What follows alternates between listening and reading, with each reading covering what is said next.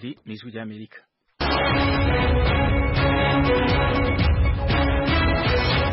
Ijwi ry'Amerika ribandanye kubashikiriza ibiganiro byaryo mu Kirundi no mu Kinyarwanda Washington DC. Turabona kwije inshuti mu duteza amatwi muri aka kanya muri kumwe na Fidel Niyongabo na Thomas Kamirindi. Mwiriwe neza n'amakuru. Amashirahamwe y'abigisha mu Burundi yateye akamo umugwi w'igihugu wigenguje rw'agateka kazina muntu CNDH kawusaba gufunguza indongozi zabo zifunzwe zizira kwanka ingingo yo gukata ku mushahara w'abigisha amafaranga 500 y'amarundi kila kwezi. Icyo kintu twagisavye CNDH ko yo gikurikiranira hafi ahubwo ikabafunguza amaguru masha bakaburana bidegeje. CNDH yavuze yuko no mu bikorwa byayo cyo cyose kirimo. Woni Egide Nkeshimana icegera c'utwara sendika y'abigisha CPDUC. Igihugu ca Afrika y'Epfo gishobora muri kigihe kwaka impapuro ziha impunzi uburenganzira bwo kuba mu gihugu mu gihe zikoze ibikorwa vya politiki vyari vyose bifitanye isano n'ibihugu zaje zivamo. Umutwe w'abadepite w'inteko ishinga amategeko ya Leta Zunze Ubumwe za Amerika uzohereza ejo muri Sena ikirego kuri President Trump. Perezida w'igihugu ca Kenya Uhuru Kenyatta yahinduye leta uno musi wa kabiri. Naho muri Sudani amasasu menshi yumvikanye mu murwa mukuru Khartoum. Ni mugume hafi y'amaradiyo yanyu rero ariko nimujye no ku rubuga rwacu rwa internet wa3 radio yacu voa.com mukurikire aya makuru.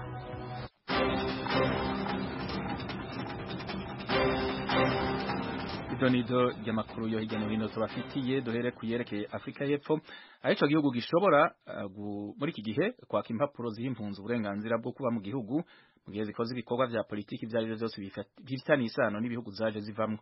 Ni kubwitegeko rishasha abanini bagura bavuga ko riciye kubiri n'amategeko kandi ritangaje kubera umugambi uri ku butegetsi muri Afrika y'Epfo ANC wagwanije intwaro yahoze ariko aryamisha imiryango mu kiringo kitari gito nk'umuhari wo guhabuza igihugu uri mu buhungiro. Abaserukira impunzi n'abarondera ubuhungiro bavuga ko bazoja muri sentare kugwanya iryo tegeko rishasha bavuga ko rigabanya uburenganzira bwo gushikiriza ivyiyumviro bwubahirizwa n'ibwirizwa shingiro rya Afrika y'Epfo. Iryo tegeko rishasha ryagiye mu ngiro ku itariki ya mbere y'uku kwezi kwa mbere. Yaratangaje impunzi zitari nke ziva mu karere ka Afrika zakoresheje ubwigenge bwazo muri Afrika y'Epfo kugira ziyamiriza amareta zivuga ko akandamiza abanyagihugu bayo mu bihugu zaje zivamwo nko mu Rwanda, Zimbabwe, Burundi na Republika Iharanira Demokarasi ya Kongo. Umushikiranganje ajejwe intwaro yo hagati muri Afrika y'Epfo Aaron Matsoaledi avuga ko abategetsi babimwe mu bihugu byo muri Afrika impunzi zaje zivamwo batogwa biciye mu nzira ya demokrasi. Yamara amashirahamwe haranira agateka ka muntu aravyiyamiriza. Mu kiringo c'imyaka itari mike amwe mu mareta y'ibihugu byo muri Afrika yaridogeye Afrika y'Epfo kubijanye n'ibikorwa by'abantu bahungiye muri ico gihugu aho bashikiriza ivyiyumviro vyabo atankomanzi. Afrika y'Epfo yari yadadaje kubijanye no kuremerwa n'ayo mareta gushika ubu. Hari amakenga ko Afrika y'Epfo ikitumira amareta kwivanga mu bibazo biyerekeye. Hano muri Leta Zunze Ubumwe za Amerika umutwe w'abadepite w'inteko ishinga amategeko uzakora itora ejo kuwa gatatu wemeze kohereza ako kanya muri Sena ikirego cyawo kuri President Trump. Umuyobozi w'uyu mutwe Nancy Pelosi yabitangaje uyu munsi. Yavuze kandi ko azashyiraho ejo nyine itsinda ry'abadepite bazaba abashinjacyaha mu rubanza muri Sena. Abadepite barega President Trump gukoresha umwanya w'umukuru w'igihugu mu nyungu ze bwite no gutambamira imikorere y'inteko ishinga amategeko. President Trump wavuga ko nta cyaha yakoze. Kohereza ikirego muri Sena bizaba bitangije urubanza ariko kuruburanisha mu mizi byo bishobora kuzatangira mu cyumweru gitaha.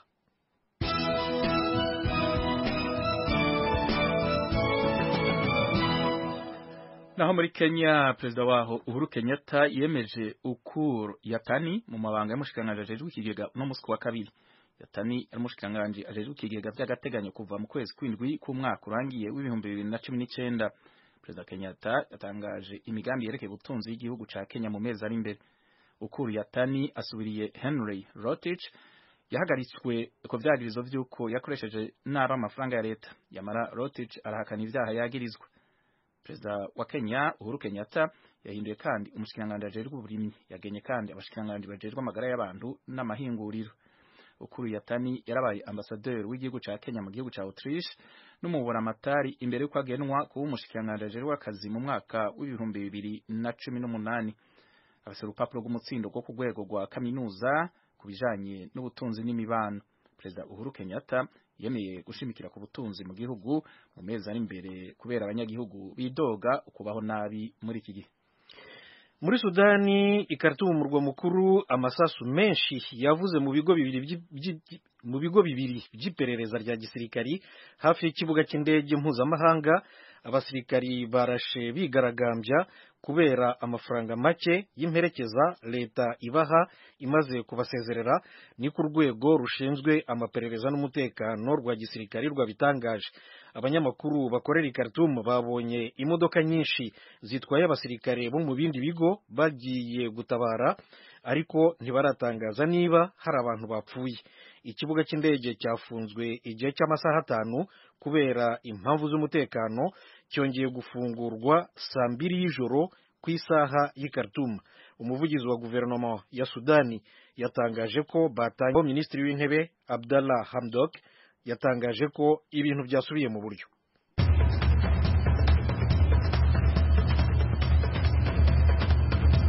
Maranya kumviza amakuru yo hirya no hino ku isi tubafitiye.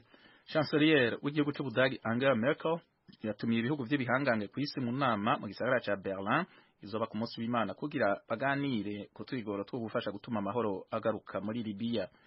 Ibiro vya Merkel vyamenyesheje mu itangazo no musi wa kabiri ko yafashe ingingo yo kwakira iyo nama inyuma yo kwavuganye n'umunyamabanga mukuru w'ishirahamwe mpuzamakungu ONU Antonio Guterres. Ubudagi bwatumiye Fayez al-Sarraj ayoboye leta y'igihugu ca Libya ishigikiwe n'ishirahamwe ONU na General Khalifa Haftar agwanya ubutegetsi mu nama itegekanijwe kuba ku itariki 19 z'uku kwezi kwa mbere. Abategetsi bavuye muri leta zunze ubumwe za Amerika, Uburusiya, Ubwongereza, Ubufaransa, Ubushinwa, Emira Arab Unis na Turkiya hamwe n'ibindi bihugu bitari bike vyo muri Afrika n'ibihugu vy'Abarabu nabo nyene batumiwe. Perezida w'Ubufaransa Emmanuel Macron n'abagenzi be batanu b'Afrika bagize icyo bita G5, Burkina Faso, Mali, Mauritania, Niger na Chad bahuriye mu mujyi wa Po ejo. Po ni mu majyepfo y'uburengerazuba bw'Ubufaransa. Perezida Macron yahamagaje aba bagenzi be kugira ngo bamusobanurire aho bahagaze ku kibazo cy'ingabo z'Abafaransa zagiye kubatera inkunga mu ntambara barwana n'imitwe y'intagondwa. Macron ntiyishimiye ko abaturage by'umwihariko ba Mali na Burkina Faso bakora imyigaragambyo yo kwamagana abasirikari be bagize umutwe bita Barkhane. Bemereye Macron ko bagiye kurekeraho gushwana no kutumvikana basanganywe.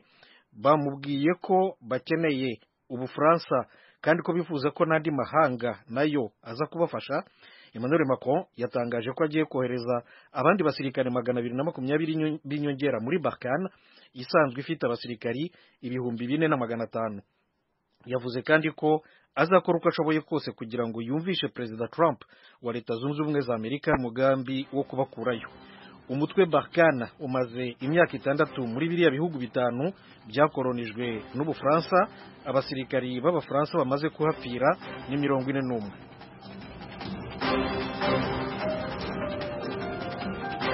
Abandanya kumviriza radio Ijwi rya Amerika risamiranira Washington DC mu Kirundi no mu Kinyarwanda. Mushobora no kudukurikirana ku rubuga rwacu rwa Facebook hamwe no ku kibanza cyacu ca internet aricyo wezi3 radio yacu voa.com. Amakuru mu karere k'ibiyaga binini mu Burundi, amasendika y'abarimu iyamiriza ikatwa ry'amafaranga 500 kila kwezi ku mishahara y'abigisha, amenyesha ko atarota aheba urugamba rwo kurwanira uburenganzira bw'abigisha naho abayagize bopfungwa bose. Kuri uyu wa kabiri abayaserukira bari kumwe n'intumwa zihuriro mpuza amasendika Kosibu hamwe n'urunani rero agateka kazi na muntu CNDH. Roje Burikaneza dufite ibindi kuri iyi nkuru. Abaha umubonano n'umugwi w'igihugu wigengeje w'abatakazi na muntu CNDH bari 5, abagabo 3 n'abakenyezi 2. Uwo mugwi wahaye akanya gahagije kuko bahageze nk'isaha 2 z'agatondo baja gusoza inyuma y'isaha 6 gato. Ikibazo kimwe rudende nico cyari cyabazindukanye ukutumvikana kwikatwa ry'amafaranga 500 y'amarundi yagenewe gutabarana ku makonte y'abarimu bose uko kwezi gutashe. Ayo mafaranga yagenywe n'urunani rudasanzwe rw'amasendika y'abigisha rujerwe gutabarana mu gihugu Kosesona. Egide Nkeshimana icegera cy'utwa sendika CEPEDUC asohotse yavuganye n'abamenyesha makuru maze agaruka ku catangaje iyo sendika hamwe na igenzi yayo CGPBU ziyamirije umugambi wa Kosesona. Niho rero mu bihumbi 2019 mu kwezi kwa kabiri no kwa gatatu basubira bakiha ubwo burenganzira bwo gukata amafaranga biciye kuri ya makonti nyene yabigisha bose bakorera ku butaka bw'u Burundi amezi abiri 2500 ku kwezi no kuvuga 5000. Baravuye turandikira umushikiranganje w'abakozi n'akazi. Nikete twamwandikiye ntiyatwishuye mu kwezi k'umunani tuja hamwe na sendika CGPBU turandikira kandi umushikiranganje aca aratwishura iryo kete itariki 25 z'ukwicenda mu 2019 avuga yuko ata muntu n'umwe afite uburenganzira bwo gukora ku mushahara w'umuntu mu gihe batavyumvikanye atamaye uburenganzira. Ubwo burenganzira barimo bahurikiye muri ayo masendika abiri barabwimanye bavyumvikanye ko n'indongozi zabo zanabishize mu rwandiko zahavuye zitabwa muri yompi mu ndwi iheze imbere yo kumanukanwa gufungirwa mu gipolisi cy'Inyamiramabi ku mugwa mukuru w'ubutunzi Bujumbura kuva ku wa kane w'indwi iheze. Ifungwa ryabo riraje ishinga bagenzi babo basavye umugwi w'igihugu je rwatakazi na muntu kubafunguza kuko biri mu nshingano zawo. Ico kintu twagisavye CNDH ko yo gikurikiranira hafi ahubwo ikabafunguza amaguru masha bakaburana bidegenza. CNDH yavuze yuko no mu bikorwa byayo ico cyose kirimo gusa ntitwanejerijwe nuko twitavye iyo nama indongozi zacu zifunzwe kucerekeye kuja kubaraba iyo babohewe muri ayo mabuye turaja kubaraba kandi ku byukuri turashima yuko abababoshe batatubuza ko tubaraba nukuri ubuzima bwabo abo bakubaguye ntawe bagiriye nabi turakengurukira nizo ndongozi zacu rero ko zashimye kutadadaza zikaguma zitonda ukazi kandi zizi ko zigiye gufatwa kuko mu bisanzwe uko biri kose ukuri kuzotsinda kandi kuzoja habona twebwe abigisha ntiturota twemera ko umugwi w'abantu canke umuntu runaka tutazi akorokera ku makonte yacu akiha amahera ko yishakiye ntituzovyemera barazodufunga twese rero batumare. Naho batofungwa runaniko Kosesona rukomeje gusaba abigisha mu ntara zitandukanye gutanga amafaranga rugasaba abatavyifuza nabo gusinyishwa urwandiko ko kuvyanka. Nkeshimana asa n'uvunira akagoho ubushikanganje abarimu bakubukira avuga ko ikibazo kiriko conona imirimo. Turamenyesheje ubushikanganje bw'indero yuko ibikorwa ku kazi biriko birapfa kubera bariko rafunga ababigisha barongoye amasendika basanzwe abigisha murazi babafata babakura ku ubuzi uno munsi no kuvuga bari mu gasho burahagaze abigisha bari mu bwoba kubera ico kintu bita Kosesona. Tukavuga rero duti kuri security y'akazi boreka abigisha bagakora akazi rasavye kandi dushimitse ko ata muntu yosubira gufatwa kuri iki kibazo c'ukwanka gusinya canke gukatwa umushahara kuri konte y'umuntu ku nguvu. Konte y'umuntu niwe wenyene afise uburenganzira bwo kuyitanga hanyuma bagakata ayo mahera. Kubigisha tubamenyesha ko boreka kugira ubwo bwoba nimba ari leta ishatse ko bodukata hariho inzira bicamwo umukuru w'igihugu akavuga yuko turi mu bihe bidasanzwe hanyuma tugaterera. Kosesona rero twebwe ntituzi yuko ari iyindi leta ntituzi ko ari ikindi kintu cyasubiriye leta. Ubu abaserukiye amasendika bafunzwe ni batatu: Antoine Manuma rongoye sendika CGPBU, Jean Niyongabo watwara sendika CEPEDUC hamwe na Friac Manirakiza serukira iyo sendika mu ntara ya Muramvya hagati na hagati mu gihugu c'u Burundi. Bagenzi babo bemeza ko hari n'abandi batwara amasendika mu ntara zitandukanye harimo Muyinga mu buraruko bucira ubuseruko na Bubanza mu burengero bariko barahigwa. Amakuru y'ijwi ry'Amerika ryaronse nuko gushika kuri uyu wa mbere abafunzwe batari bwumvirizwe n'Inyamiramabi. Eroje Urikaneza, ijwi ry'Amerika. Ijwi ry'Amerika noneho tujye mu Rwanda abantu byibura 120 bikingiza Ebola buri munsi ku bushake bwabo gusa bamwe mu bakora ubucuruzi buciriritse bwambukiranya umupaka bo babanje gutinya kwikingiza kubera ibihuha. Ni inkuru ya Ganza Claude Munyamagana. Ari amakuru yasohotse yabo muri Kongo bavuga yuko ngo niba ari Kinshasa ngo araba baziteye ngo bahita bapfa nyine natwe twamaze twagira ubwoba ariko twe turi kubona ndangaruka nyine. Uyu ni umwe mu banyarwandakazi bakora ubucuruzi buciriritse bambuka umupaka Goma Rubavu umunsi kuwundi. Aravuga ko amakuru bumvise ko nkurikizi z'urukingo rwa Ebola yamuteye guseta ibirenge ntiyahita yikingiza ubwo iyi gahunda yatangizwaga mu kwezi gushize dusanze amaze guterwa urushinge. Ni ikibazo ariko yarahuriyeho n'abandi nkuko babyivugira. Impamvu abenshi bari kuza nuko mu gitondo baje bakababaza agakarita ko kwa nyine ko kwikingiriza. No mpamvu twabishishikaye kuza kugira ngo hari tujye twambuka ndakibazo dufite. Twaje mu gitondo baratubaza ngo nituzana agakarita ko twikingirije twese rero turakaburetse ko baturetse nyine urukumva ashaka ari kuza bakamukingira ndakibazo. Nibyo dananye naratinye nabonye inzego za leta ziri kwikingiza nanjye nibwo nabitinye ngarutse ndavuga ati ibintu abayobozi bari gufata nanjye ntago nabyanga, niyo mpamvu nahise njya kwikingiza. Birashoboka ko mu minsi iri imbere bazaba batarikingiza bazajya babasubizayo. Byashoboka nyine bitewe nuko twageze saa 12 nyine bamanza kuduhagarika, ariko byageze nga saa moya nyine baduha amajeto bisanzwe, ariko wari kuza indego nyamukuru warikingije kiho yasubira inyuma ujye kwikingiza. Ariko byageze nyuma baratureka, ndikubona hano hari abantu benshi turi kuza dufitiye ubushake. Nanjye nirirwa ganane narabinegirije, ariko naje kubifata mbyemeye nyine ndikunze. Ngibi bimwe mu byo babwirwaga biba ku muntu wahawe urukingo rwa Ebola byatumye badahita bihutira kuruterwa, ariko nyuma yo kwikingiza basanze amakuru bahabwaga ari ibinyoma. Abantu bakajya bavuga ko rugira abantu ingaruka, ngo abantu ngo bashobora kugira uruhara ngo nyuma y'imyaka 9 ngo udashobora kunywa ngo agacupa ngo warutewe. Noneho twebwe rwaraje hano ku mupaka ruhageze turikingiza, ariko izo ngaruka nazo twabonye, twasanze ari ibintu by'ibihuha. Bose ngiye nararurangije, ndangije kurufata ngenda nkora imirimo yanjye, ntwara igare ryanjye njya muri Kongo, ndagaruka ndarya ndanywa ndaryama ndasinzira, nta kibazo nagize. Nta n'ubona numva wagize ikibazo mu bantu barufashe, ari mu bonyobora, ari mu bantu banyura ku mupaka, nta muntu numvise wigeze agira ikibazo cy'urwo rukingo. N'ibyawe napo twajyaga tubinegirija ngo napo ngitera ingaruka, ariko tubikora tubikunze. Nibi rero tugomba kubikora tubikunze ko nukwiteganyiriza ejo hazaza hacu. Ndajya mbakusanya mbabwire uko urushinge rwa Ebola ari urushinge rusanzwe, twese tugomba kuzitera kuko nyine n'urukingo rudufite akamaro mu mubiri wacu. Bose leta yakwemera ko igihugu cyose cyicwa n'indwara y'urukingo agahomba abantu bangana gutya, ntabwo nigeze mbyemera. Reba nkanjye ndi umukecuru ariko nabyubahirije. Projet San Francisco isanzwe ikora ubushakashatsi ku ndwara z'ibyorezo niyo yahawe inshingano zo gutangiza inkingo. Uwamwezi Ana ni umwe mu baforomokazi barimo gukingira abantu, avuga ko ibyo abaturage bagenda bumva ari ibihuha ntaho bihuriye n'ukuri. Kuva twatangira ngira ngo twatangiye mu mpera zo kwa 12 kugeza ubu ngubu nta ngaruka idasanzwe twari twabona cyangwa twumva kuri urukingo. Ibyo abaturage bavuga ingaruka zigenda zibaho gake gake ku bantu baduhamagara, nko kubabara umutwe, agatwika intege, akagira umuriro. Umuntu wese dukingiye rero tumubwira yuko agomba kuba afite umuti w'umuriro n'izindi nkingo zose zisanzwe zikora. Uretse abana bari munsi y'imyaka 2 kimwe n'abagore batwite, abandi bose babishaka barahabwa urukingo rwa Ebola ku buntu. Abashinzwe ibikorwa byo gukingira bavuga ko abantu bakeya bakira ku munsi ari 120.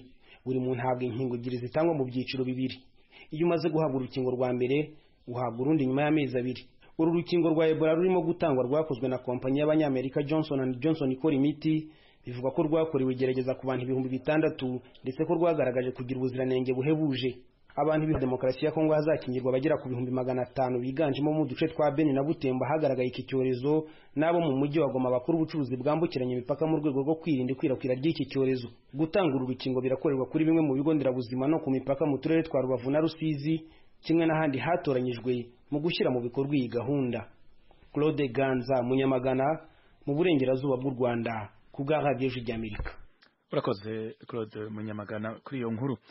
Hari umurundi kazi yakuwe mu bihugu by'Abarabu mu rudandazwa rw'abantu, ubu akaba yasubijwe mu gihugu ciwe c'amavuko aciye muri Uganda. Aremera ko yakorewe amabi atandukanye harimo ayajanye no gusambanywa ku nguvu. Babaye abarenga 30 basubijwe mu Burundi muri ubwo buryo mu kiringo c'imyaka 2 bacishijwe muri Kenya no muri Uganda. Ibindi kuri inkuru twumvirize mugenzi wacu Pierre Claver niyo nkuru. Uwo murundi kazi yashikanwe mu Buganda kundwi heze nga y'abarundi akorera mu Buganda yamwakiriye harimo MIRPD rigwanya ibigwanisho bito bito mu karere k'ibiyaga binini. Jean Claude Sinzinkayo ariramutswa avuga ko mu matohoza bakoze basanze umukobwa yagarukanywe yarataye ubwenge kubera amabi y'ubwoko bwinshi yakorewe. Emerine amabi yakorewe wenyine ubwiwe umutima nturasubira hamwe ntararonka ihumure. Ibipimo byo kwa muganga bizokwerekana ko yakorewe amabi arayafatiye ku gitsina, arayafatiwe ku gukubitwa cyangwa kugirwa nabi, nimba ari bindi bintu baba baramuhaye yanyoye canke yariye byatumye ubwenge bwiwe buva ku gihe umuntu ntashaka kuja muri Arabie Saoudite akomeye ngo agaruka adakomeye atari uko hari amabi yakorewe. Ubu uwo mukenya mu kigo cakira abafise ingorane zo mu mutwe aho bita kwa Rujanti mu Kamenge. Mu mwaka wa 2018 hari abandi barundi kazi bafatiwe muri Kenya bagiye kudandazwa mu bihugu by'Abarabu nyene nabo bace basubizwa mu gihugu c'amavukiro. Ishiramwe ry'abanyakanada rigwanya urwo rudandazwa mu karere k'ibiyaga binini ryitwa Justice and Equity rivuga ko iyo ngendo yo kudandaza abantu cane cane abakobwa n'abagore yimonogoje. Florence Boivin atwara iryo shirahamwe. La jeunesse c'est elle qui est visée en premier. Donc il faut vraiment atugwaruka nibwo rubangamiwe hanini. Amareta abwirizwa kugira uruhara rukomeye mu kurwanya urwo rudandazwa rw'abantu. Mu Rwanda baragerageje ariko mu Burundi no muri Kongo hoho n'akamaramaza. Mu matoza yacu twasanze hari n'abakora mu mareta babigiramo uruhara mu gutanga impapuro z'inzira zabo baja kudandazwa. Hari abajanwa mu busambanyi, hari abaja gukoreshwa ibikorwa biruhisha bagakora amasaha menshi badahembwa, hari n'abajanwa mu nyuma bagakugwamo ibihimba bikomeye by'umubiri nk'amafyigo n'umutima. Birakomeye kuko hari n'abantu ku isi b'ibihangange bahamagara abantu ngo babaronkeye amashuri yo kwiga ariko bashitse muri ivyo bihugu bagaca bajanwa muri ubwo bubisha. Et dès qu'ils ont passé la frontière, ils sont vendus.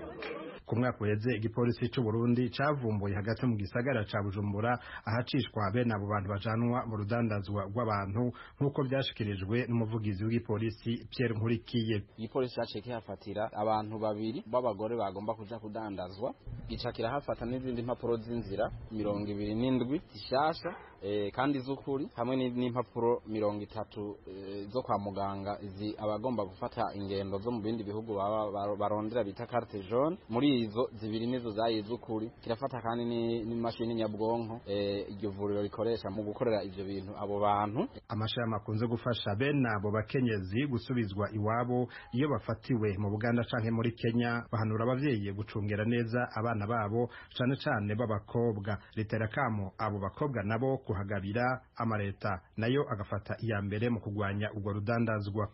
Hama bakaza bararabira no kuri izi ngaruka zishikira baba bagiyeyo maze bagaheza bakihangana. Turazi ko abenshi mu by'ukuri bagenda kubera ubukene buri mu bihugu bimwe bimwe, aho kuronka y'ubuzima baba bagiye barondera bavayo bishwe nabi, kuko turamaze kuronka amakuru ko hari n'abicirwayo. Icya kabiri, muri ibi bihugu bigize Afrika y'ubuseruko hari igihe byari byahagurukiye urwo rudandazwa bagafata bariko bararukora, ndetse n'abo bakobwa bagiye muri ivyo bihugu by'Abarabu bakabahagarika ku bibuga by'indege, ku mipaka, bakabasubiza inyuma. Ariko biraboneka yuko umenga ubu baradebukiwe. Murumva nk'uyu mwigeme yaciye ku kibuga c'indege kandi yagiye ari umwe.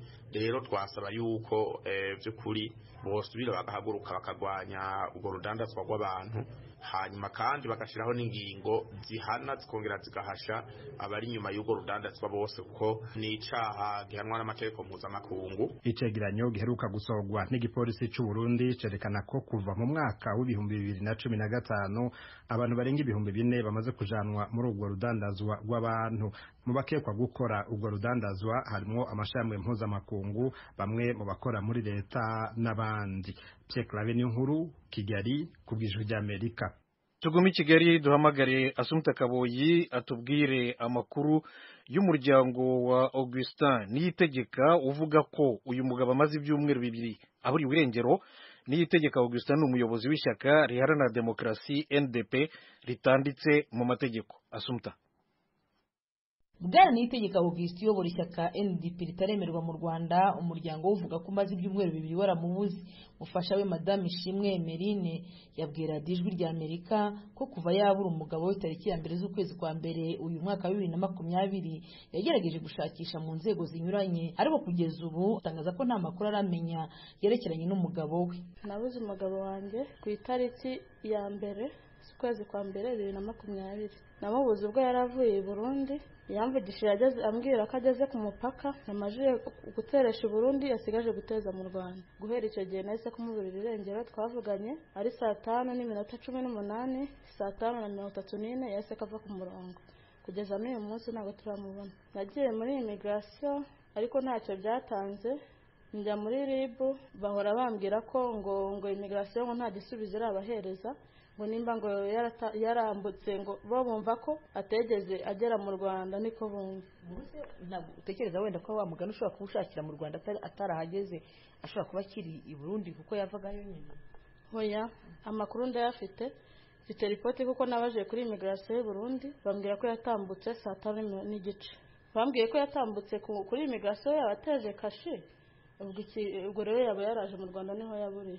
Madamu Niyitegeka avuga ko umugabo asanzwe akora akazi k'ubucuruzi kandi akemeza ko nta kibazo azi yaba agirana n'abo bakorana, ariko akaba akeka ko yaba afite ibibazo bigendanye n'ishyaka yashinze kuko hari ikindi gihe yigeze gufungwa abazwa iby'iri shyaka. Hari n'undi munsi hari mu kwa 9 n'ubundi bari bakoze inama, uwo munsi nanone mubura gutyo, ariko nyuma yaho baza kunyereza message ngafungiye kuri station ya polisi Remera. Nyuma yaho nyine naje kujyayo ndabaza, nabaye nkibaza gutyo abarampamagaye ngo bamurekuye. Uwo munsi babafata bari mu nama y'isaka ryabo, bari mu nama barabafata, nta muntu begeze bamenyesha ko bamutwaye. Hoho narahamagara telefone igacamo ntibayitabe, ngahamagara nabo bandi bari kumwe mu isaka ntibayitabe. Ariko noneho bitandukanye n'icyo gihe kuko ubu ngubu hoho telefone zahise ko zivaho. Yambwiye ko babatwaye ngo bababwiye ko ngo bakoze inama ngo itemewe n'amategeko. Madame Ishimwe asobanura ko yamaze kugeza ikibazo cye mu nzego z'ubuyobozi ndetse akaba yaragenzuwe no mu bitaro binyuranye ko ari aho yabona umugabo we.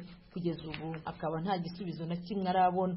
Ubu akaba asaba buri munyarwanda wese wagira amakuru ku mugabo we ko yazayamugezaho. Ntago nshinjije ubuyobozi ko aribwo bwaba bumufite, wenda ashobora no kuba yaragize nk'ikibazo, abantu bumva radiyo bashobora no kuvuga ati no muntu twaramubonye. Kugeze n'ubu ngubu nyine abana barambaza ngo papa ari he, urumva bamwe biga segonderi, nta n'ubu ngubu nyine harimo urujijo.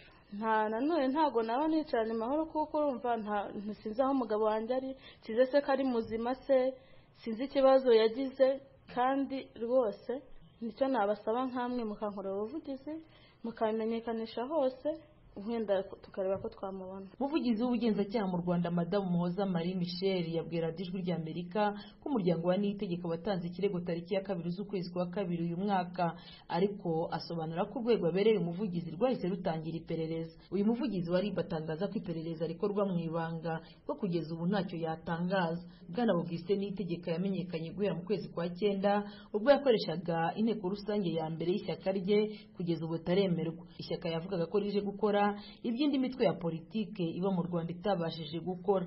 Asumta Kaboyi, Ijwi ry'Amerika, i Kigali. Mukanya turasezerana mu biganiro n'amakuru twari tubafitiye muri aka kanya yamara imbere yaho reka dusubire tubibitse ingingo nkuru z'amakuru twabashikirije. Igihugu cya Afrika y'Epfo gishobora muri iki gihe kwaka impapuro ziha impunzi uburenganzira bwo kuba mu gihugu mu gihe zikoze ibikorwa bya politiki ibyo byose bifitanye isano n'ibihugu zaje zivamo. Hano muri Leta Zunze Ubumwe za Amerika umuyobozi w'umutwe w'abadepite w'inteko ishinga amategeko Nancy Pelosi yatangaje ko ejo azashyikiriza Sena ikirego umutwe w'abadepite urega President Trump byo gukoresha nabi umwanya w'umukuru w'igihugu mu nyungu ze bwite no gutambamira imikorere y'inteko ishinga amategeko. Ibi rero bikazaba bitangije urubanza muri Sena, ariko kuruburanisha mu mizi byo bishobora kuzatangira mu cyumweru gitaha. Perezida wa Kenya Uhuru Kenyatta yemeje ukuri Yatani mu mabanga y'umushikiranganji ajejwe ikigega uno musi wa 2. Yatani umushikiranganje ajejwe ikigega by'agateganyo kuva mu kwezi kw'indwi k'umwaka urangiye w'2019. Kenyatta yatangaje imigambi yerekeye ubutunzi y'igihugu ca Kenya mu mezi ari imbere igihe yahindura leta yiwe. Amakuru rero n'ibiganiro tubafitiye kuri isahani bigarukiye kuri radio Ijwi ry'Amerika. Dushimire Engineer Peter Handley yadufashije mu buhinga bw'ivyuma na Facilite yewe yadufashije kwegeranya ibiganiro byahagarikiwe na Frederic Ngundikije. Kuri mikro ari kumwe naje Fidel Niyongabo na Thomas Kamirindi. Turabashimiye cyane, mukomeze mugubwe neza na radio yanyu Ijwi ry'Amerika. Murakarama.